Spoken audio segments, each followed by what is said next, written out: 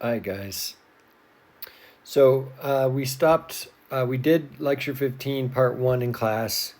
We're going to do lecture 15 part 2 here, and if this is a future class and we didn't do it in class, then you'll have seen part 2 in a video. So just anticipating, I guess. All right, so what are we dealing with?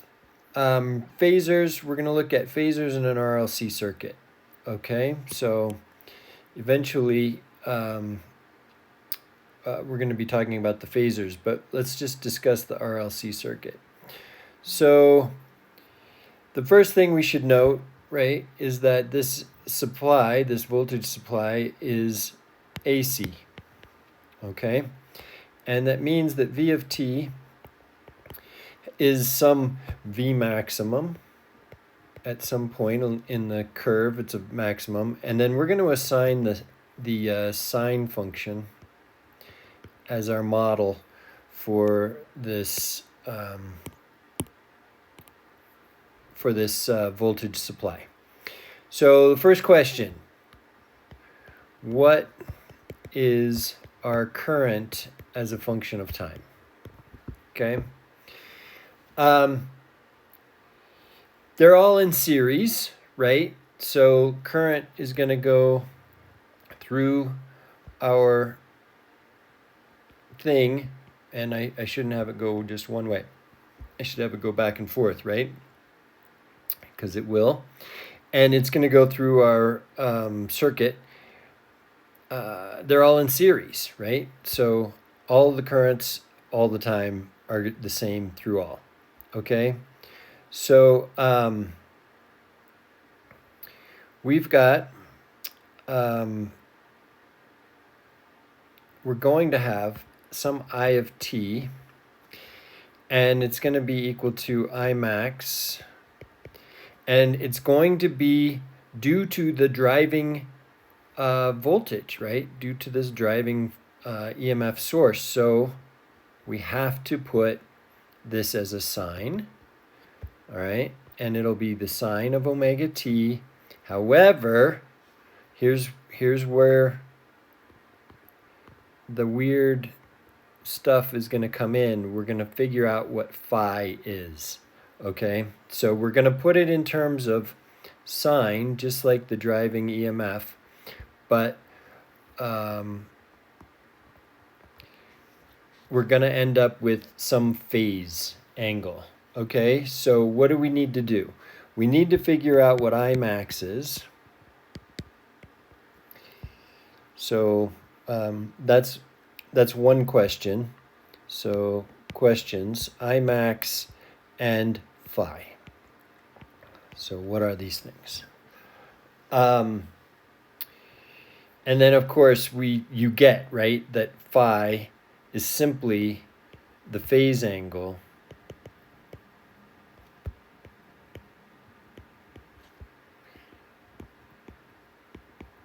between the voltage and the current. And I crossed my T, but I wanted to dot the I. So there. Okay, so we will get that. We'll figure it out, okay? So we're going to use our phasor diagrams just like before when we did this in class or in the previous video or whatever. Previously on this class. So we're going to do a phasor diagram, okay? And along with that, we're going to use Ohm's law. So Ohm's law. And that we have three things, okay? We've got the voltage across R, and that's equal to IR. We've got the voltage across the capacitor, and that is equal to IXC. And then we've got the voltage across the inductor, which is IXL.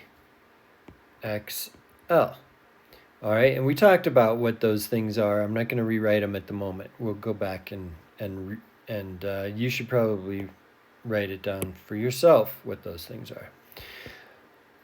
Okay, so here's the tricky part. We got to draw a phasor diagram.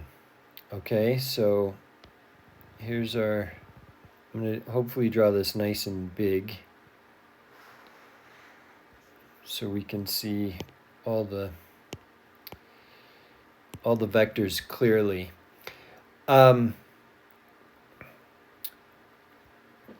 In phase is our V equals IR. So our VR is in phase. Okay. The VC, do you guys remember if VC led or lagged? It lags. And it lags by pi over 2. VL leads by pi over 2. If there's nothing else going on, right, they lead and they lag like that. So, but VR is always in phase, no matter what, okay, always in phase. All right, so we've got our phasor diagram. I'm going to draw, I'm going to do VR in black. So there's our VR. It's the maximum, okay, at all times. Coming off at 90 degrees, we've got our inductor.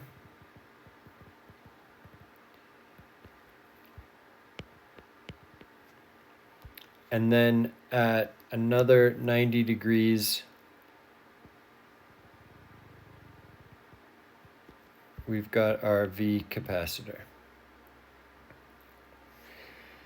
Okay, now if we go over to this point right here, this is our V capacitor as a function of time, because these guys are all going to be going with some omega around the origin, around this point here. So they're all going to be going in that direction. Okay. Our VR, if we come over here like this, that is VR of t.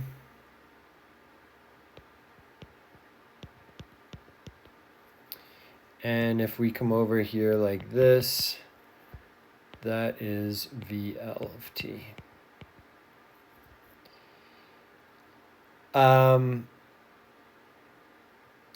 Okay. So far so good. What about our Imax? Our Imax in phase, okay, with VR. So I is in phase with VR. This is our Imax. And we can come over and say that this is our I of t. Okay, at this point. So we've got all the stuff happening. All right. We need to add up the voltages, okay, to get the total voltage. All right. So VR of t plus VL of t plus VC of t is going to equal our V of t. The angle between Vmax and VR is the same, okay? So Vmax and VR is the same angle as between Vmax and Imax, and that's phi. Okay, so let's put that a little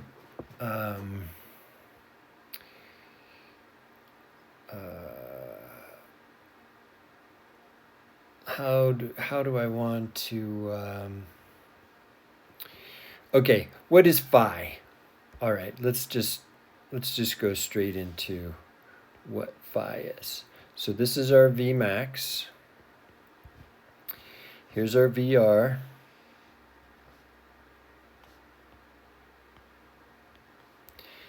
And here's our phi.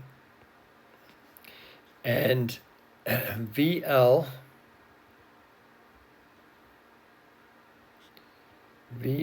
minus VC. Okay, and I drew these just about all equal vector lengths, but they really shouldn't be.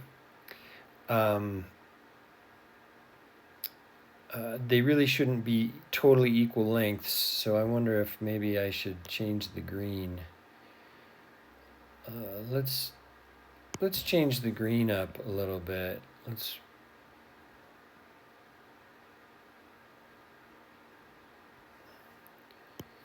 Let's do that. Let's change the green. And we'll come here like this. There. So VL minus VC, the green is smaller, and you can tell, right? So that'll leave us with a positive difference. I'm going to say it one more time because you guys may have missed it, but the angle between Vmax and VR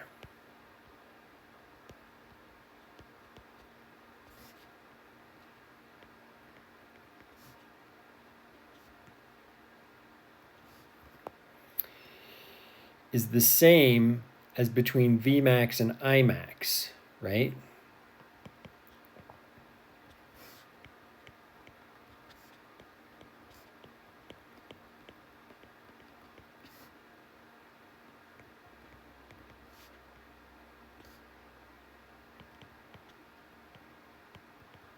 Because VR and Imax are in the same direction, right?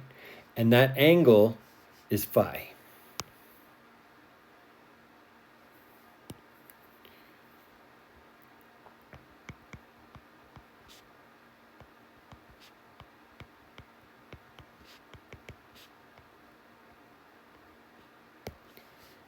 Okay.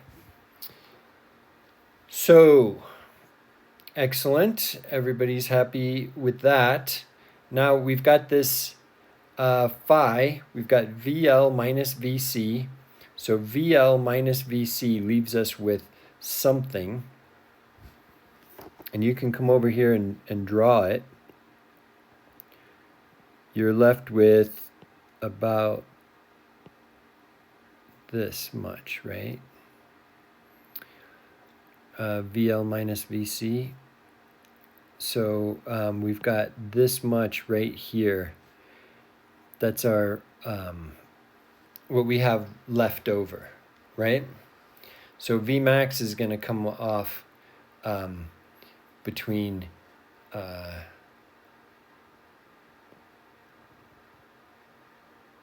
I'm just picking up that VL minus VC and I'm putting it here. And I am now going to do this vector here. Well, that was terrible. Let's start over. Okay, that is our Vmax. Okay, our net result VT, this thing. Okay, these are the same.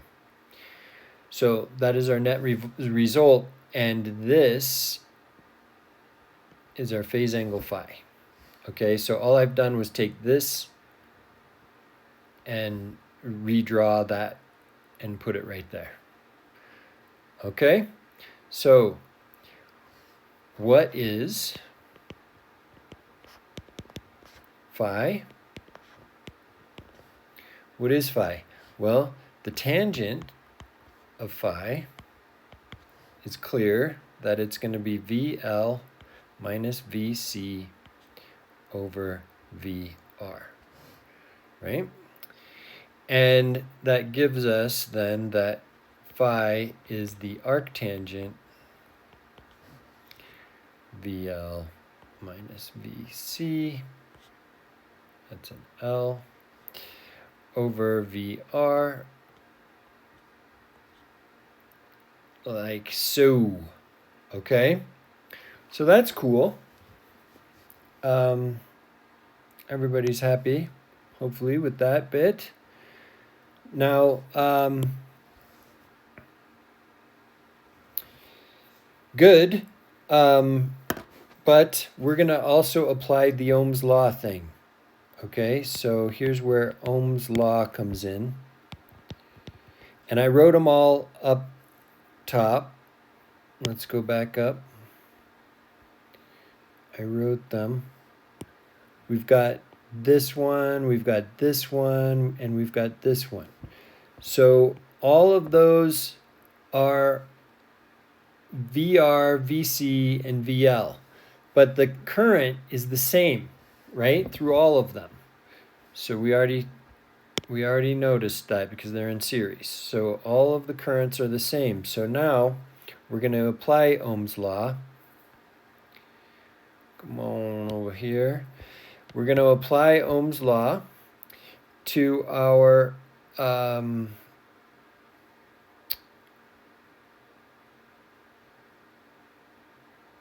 did I get so, did I zoom out? Oh, maybe I zoomed out.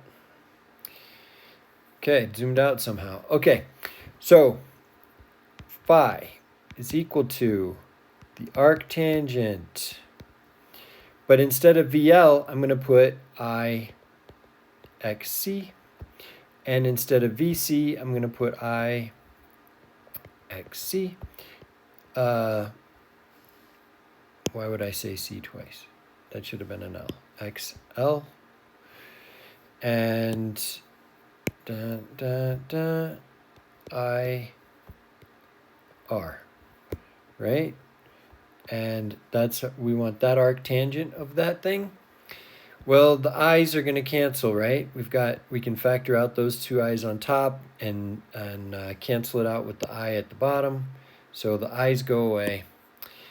And then, so we magically have the arctangent of XL minus XC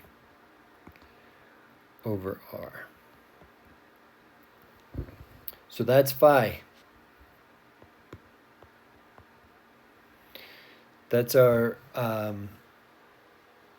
phase angle.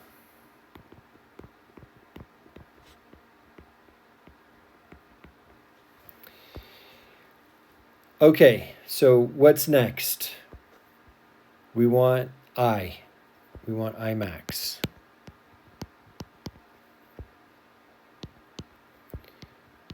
We want I max next. What are we going to do?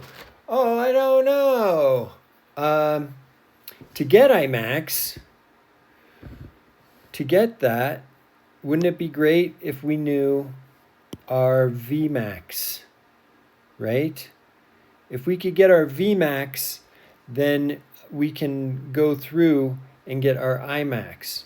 So what is V max? Well, let's look at that drawing again. Let's look at the drawing again. Here's our V max.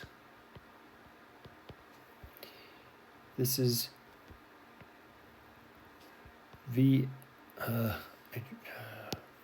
this is VL minus VC, and this is our VR, right? So simple. What do you use? Pythagorean theorem.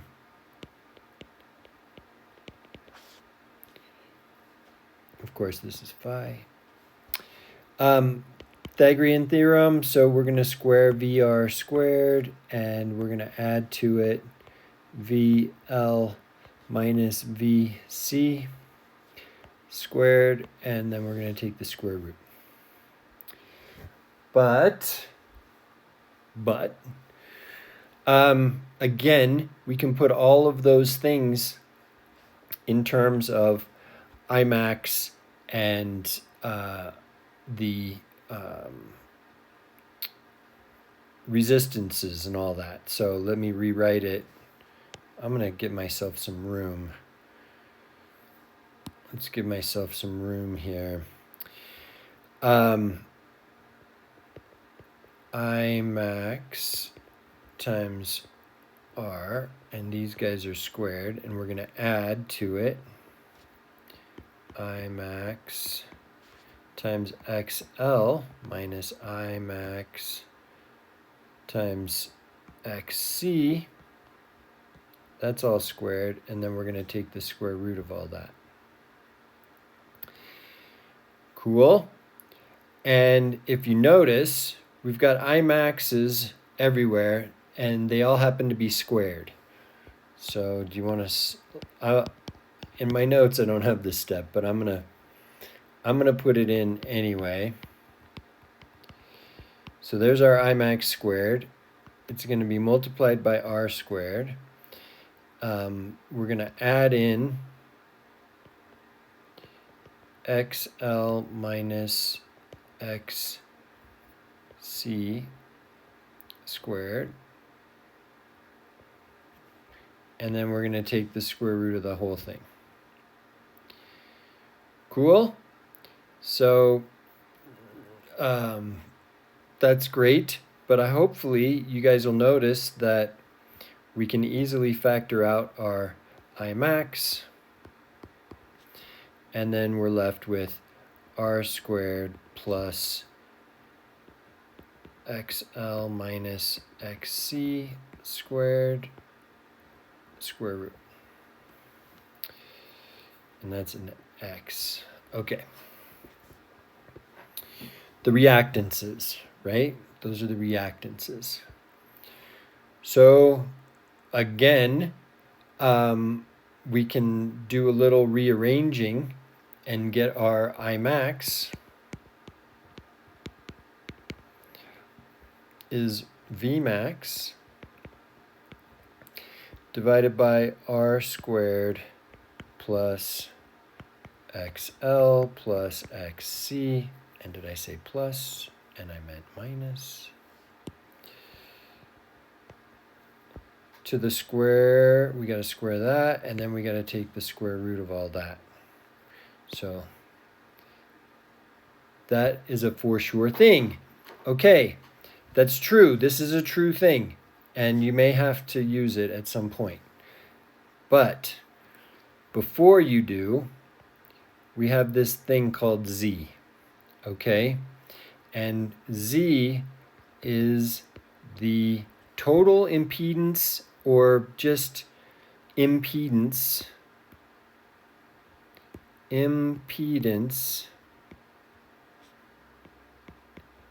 of the circuit.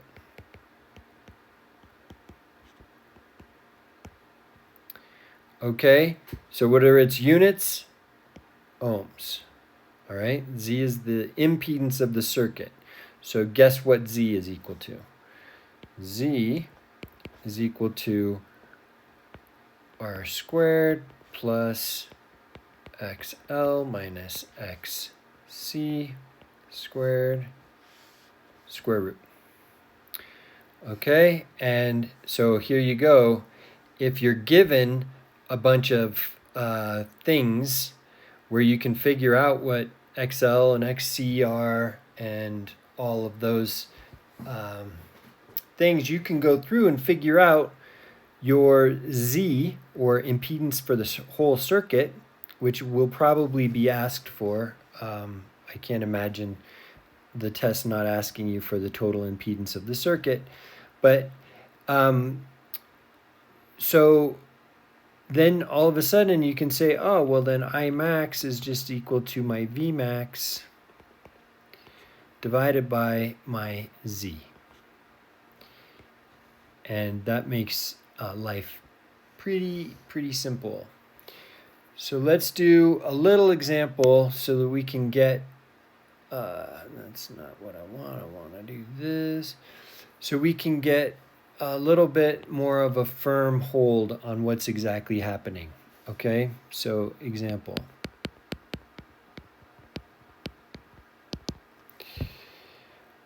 An AC supply.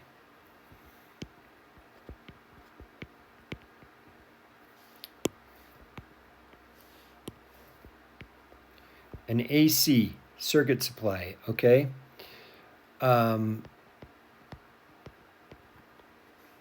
Has a frequency.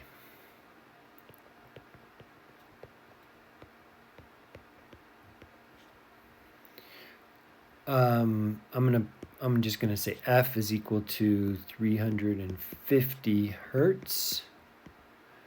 Okay. V max is equal to 5.0 volts. This is an RLC circuit.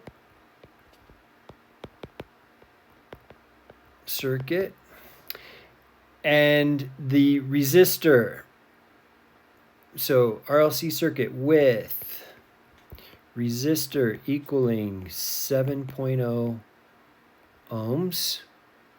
We've got an inductor that's equal to 6.5 millihenries. And lastly, a capacitor that is equal to 4.5, what do I got? Millifarads? Okay. Millifarads. So that's fairly large. Now we're going to go through, if you need to, back up and look at the other stuff, but we're going to go through. We've got a bunch of stuff that we want to figure out. Okay, so A, what is XC? Okay, so instead of you guys waiting for me to tell you, I think you should figure out what the equation for XC is and figure out what XC is, so you can pause at any moment. What is our reactance? So this is our capacitive reactance for A, our inductive reactance for B. C, what is Z, the impedance?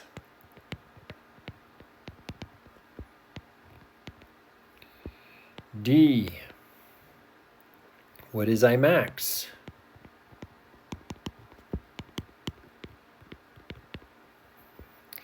E, what is phi?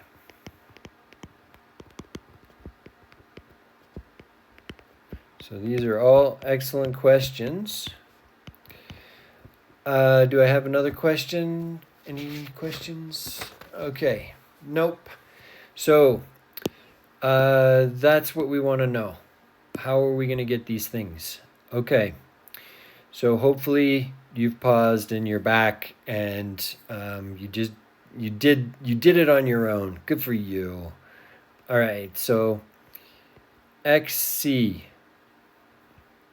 that's equal to 1 over omega C. Well, we need to figure out what the heck omega is, right? So 2 pi f equals omega. So really, this is equal to 1 over 2 pi frequency times our capacitance.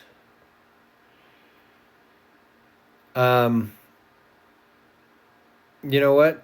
I don't even have values. Do I have values? No, I don't have values. So,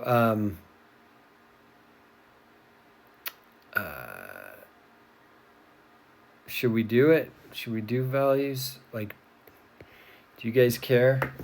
That's the answer. Okay, let's do values. So what do I have? I've got 6.283. I'm going to do 1 over that. I'm going to do 1 over my 350. 1 over that. I'm going to multiply those things together. I'm going to do 1 over 4.5 millifarads. So 4.5 millifarads. So milli times 10 to the minus 3. We're going to multiply that, do 1 over that, multiply those things all together, and I get minus 1. What? No. What? Okay, let's try this again. 6.283, enter. Frequency, 350 times 4.5 times milli. So I've got 3 negative 10 to the times that. And then I'm going to flip the whole thing on its ear. Okay, that's better.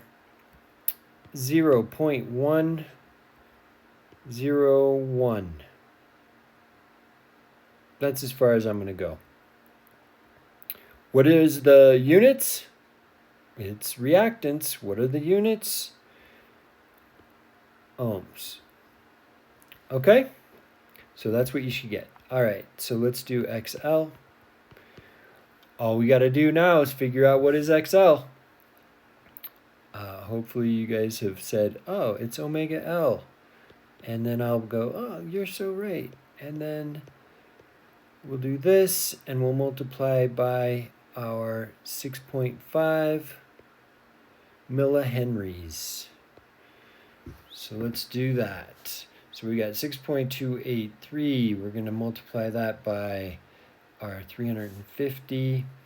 We're going to multiply by our L, which is 6.5, and then 3 negative to the 10, and multiply, and we end up with 14.29. So wow, this is really pushing toward the XL as being more of the impedance than the other stuff. Okay. I mean, it's even larger than the actual resistor itself. So that's, something I don't even know if you guys care. So let's do C. What is Z? Well, Z is equal to, I'm going to take R squared, and then I'm going to add in the XL minus XC. I'm going to square those guys, and it'll give me something. So let's do it. 49 is 7 squared. Then, you know what? I'm going to do the XL minus XC squared part first. So I've got XL, I've got XC. So all I have to do is flip those around, subtract one from the other, square them. Where's my squared? My eyes are going bad. Okay, that's squared, and I'm going to add 49 to it. And then I'm going to take the square root. 15.825.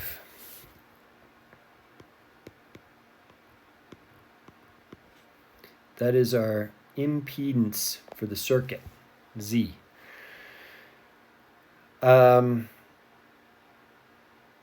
D, what is Imax? So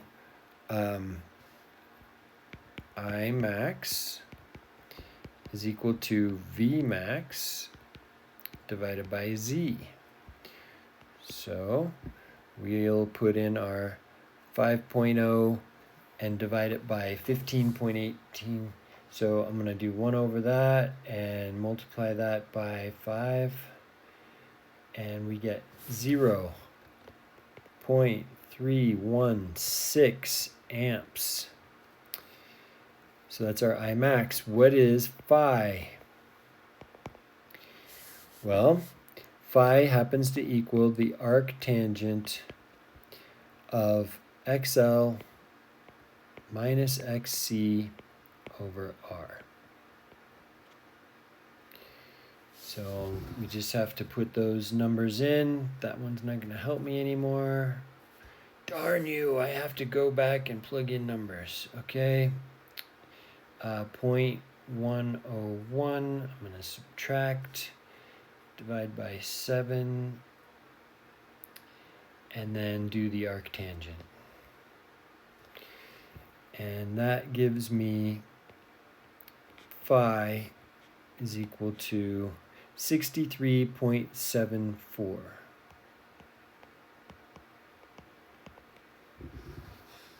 Let me do the tangent of that. Let me do the arctangent of that. That seems right.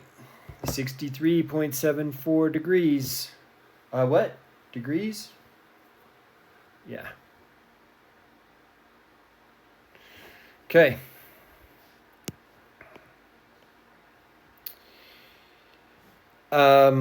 Now, that is with respect to R. Okay? So, it's not with respect to any axes or any other thing. It's with respect to the R. Okay? Because that's in our denominator here. So, with respect to our R. So, if we draw a little triangle with our resistance, the resistance is always in line with the supplied voltage, right? It's always in phase. So that's why it's with respect to the R, okay? And this right here is XL minus XC. This is phi, and this is our impedance Z. So that's what we're talking about. Now, for me to draw this properly, if we wanted to draw something that looked like 63.74 degrees, then I got to come up here and rewrite. Got to do a little rewriting here. Let's do it more like 63.74 degrees. 60 degrees. Here's our unit circle. 60 degrees is right up there. So our R would be on this axis. Here's phi. And this bit is XL minus XC. And this bit is R. That's our impedance Z. Cool? So there you have it. With respect to R. Okay. Let's do a little more on power now that we're looking at all three things together in one circuit, right? So let's do a little bit of power action.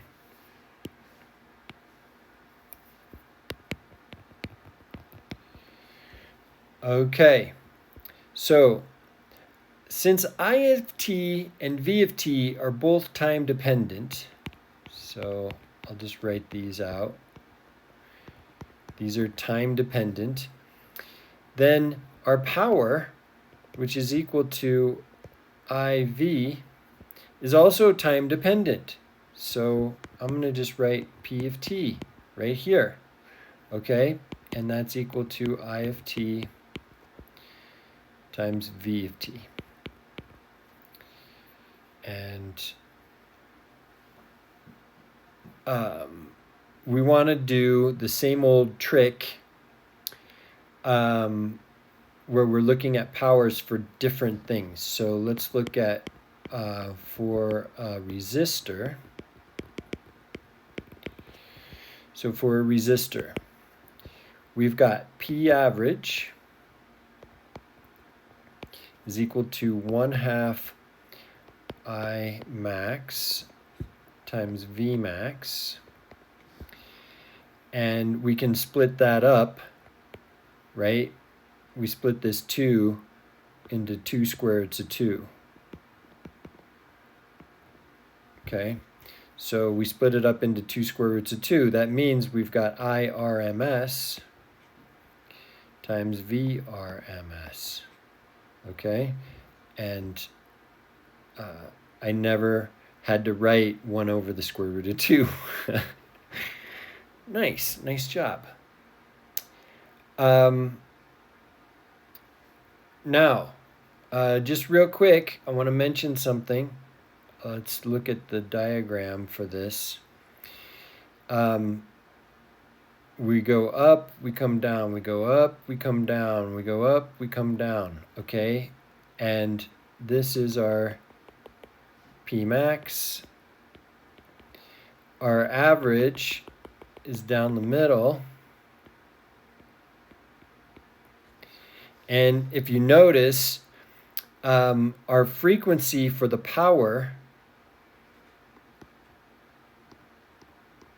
frequency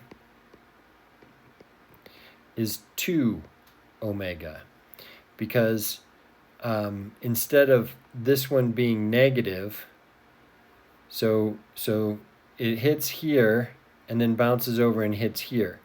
But normally this one that I've got the arrow pointing at would be negative. So we would have one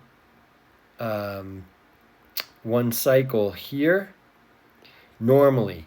But for power, we've got 1 cycle here, which means it's half the cycle time, which means our frequency is 2 pi omega, which is equal to 4 pi the frequency.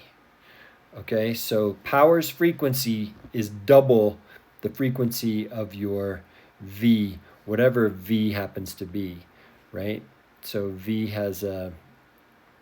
of t has a certain period. The power's period is half that.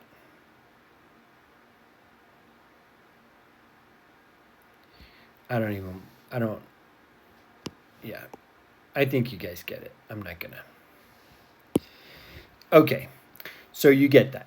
All right, so then that's for a resistor. All right, so let's move up a little bit and we'll do this for a capacitor.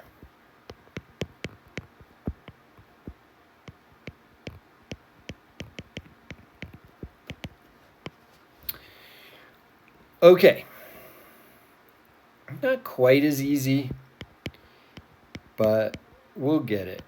Don't you worry.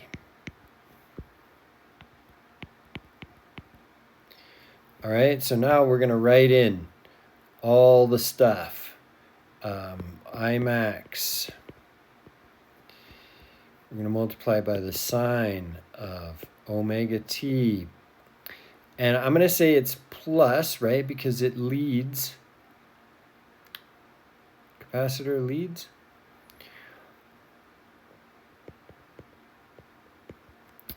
And V max sine of omega t. All right, so far so good. That means our P of t is equal to I max times V max times the cosine of omega t times the sine of omega t. This is where that one trig identity helps and comes in. So I'm going to just do it. 1/2 I max V max times the sine of 2 omega t. And voila, we notice that we've got, instead of omega, we've got 2 omega. How about that? Nice, right? So that verifies that any frequency for power is twice the frequency that it would be for the supplied voltage.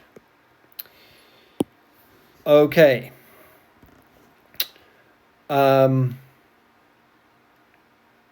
Good. So this is a thing.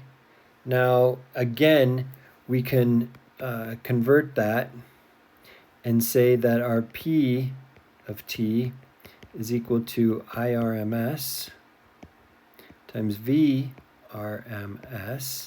times the sine of 2 omega t. So both of these are extremely important, right? Because we split that 2 up in to its square root of 2. Square root of 2's all around. Okay, so Pmax. Let's just draw a little diagram like we did for the resistor.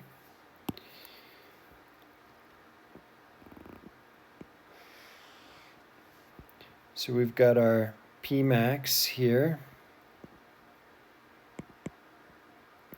Pmax. And down here we've got negative Pmax.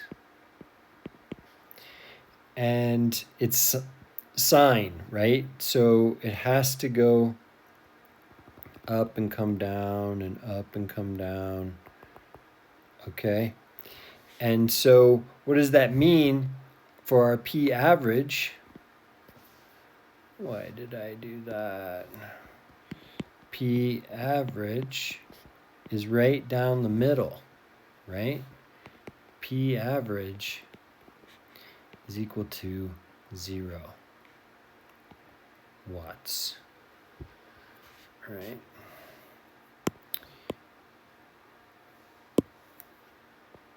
And this is time, and time marches on.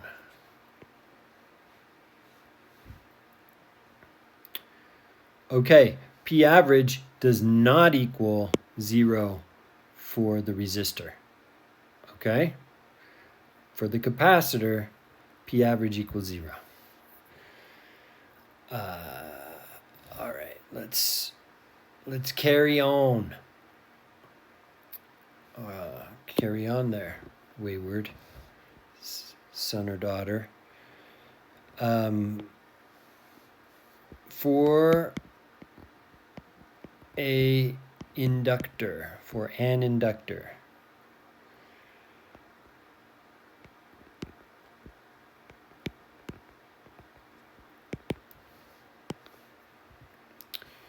we're going to get the same as the capacitor, but everything's negative.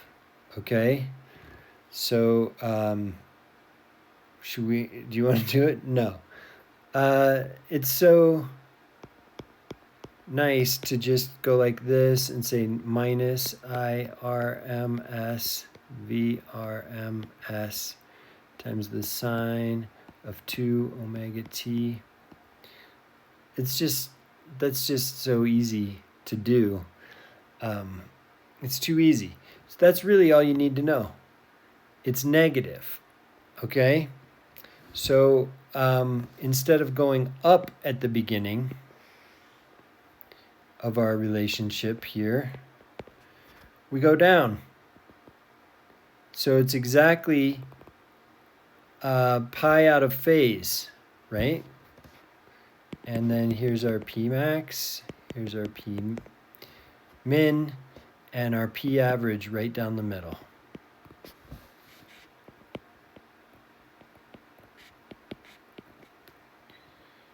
Okay? Yeah. Nice. Just real quick, I want to just say P max is equal to I max times V max. All right, this is true all the time, okay? And that's 100% true. But our average isn't the same. You can't take the IRMS, multiply by the VRMS, and get your average anymore.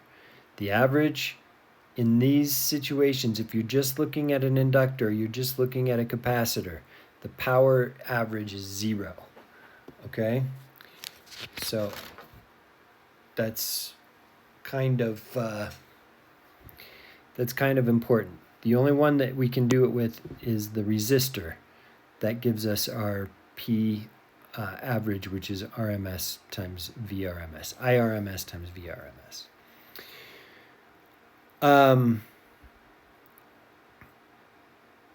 So what is the definition of P average?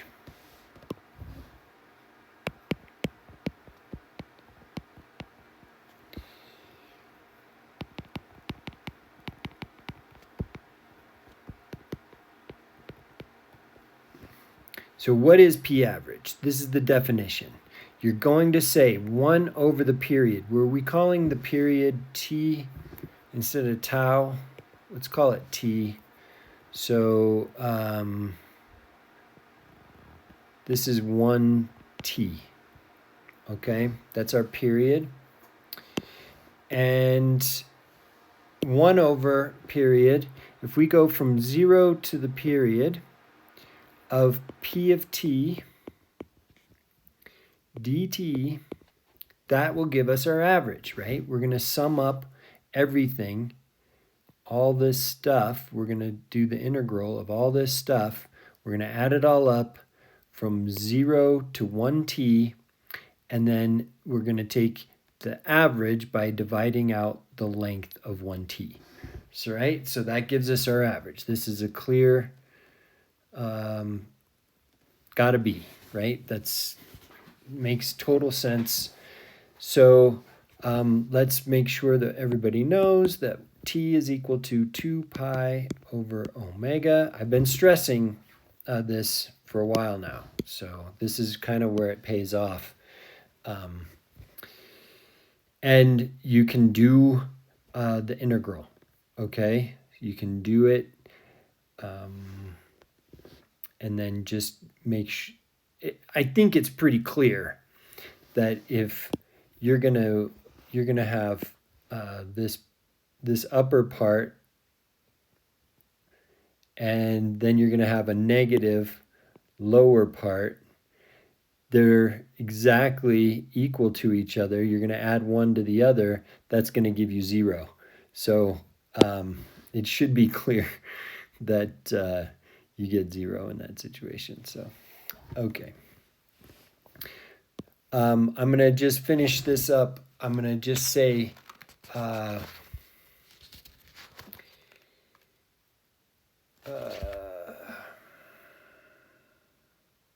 yeah.